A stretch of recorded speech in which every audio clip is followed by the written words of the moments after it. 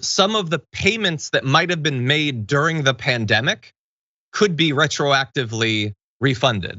That is, as far as I can see, the only retroactive element of this. If you fully paid off your loans years ago, they're not gonna be canceled or anything like that. But some people apparently could have their payments refunded if they made them during the pandemic, so that's great news.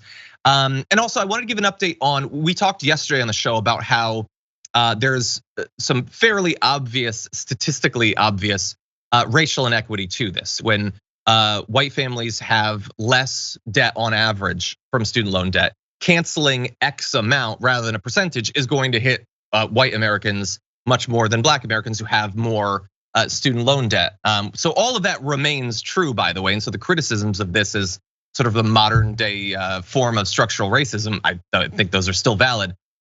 But some numbers for instance, Latino borrowers show that the $10,000 of cancellation will allow about half of all Latino borrowers to have their entire debt forgiven. So that's just the 10,000. That's not including Pell Grants. And additional details have been provided.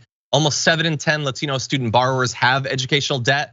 33% say they've put off marriage. 37% have put off having children because of their student debt. And so those are significant changes to make to your life based on the debt that you have. And this is not putting it off for 6 months.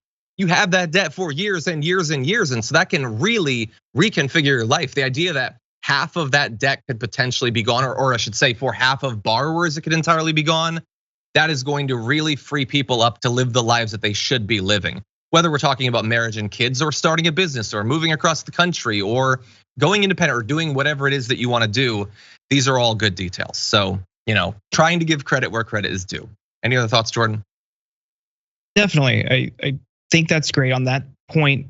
People delaying things. I mean, one of the biggest, life milestones that helps people build capital and build wealth in their life is owning a home. And survey after survey after survey has showed that millennials have put off or are putting off buying a home for years because of their student debt, millions of them.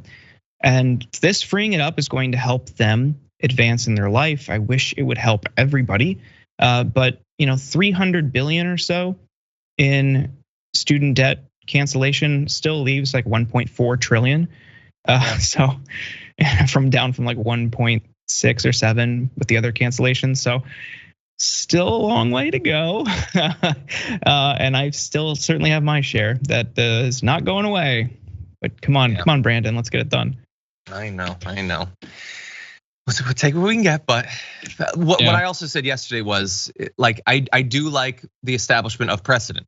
So if he can cancel 10 to 20K, then in theory, couldn't he cancel more? Couldn't another president in a couple of years? Like, now it's a thing that is done. So, but one last thing though, on that point, like graduate loans are being part of this. Graduate loans being part of this is huge, because increasingly, and as we go on, it's going to be an even bigger requirement for more and more jobs. You need to have a master's. So that's a huge debt share for people, and including that in this is really big, because as that increasingly becomes a requirement for jobs, for people to move up in their career, like we need to consider the cost of a master's program, which is astronomical.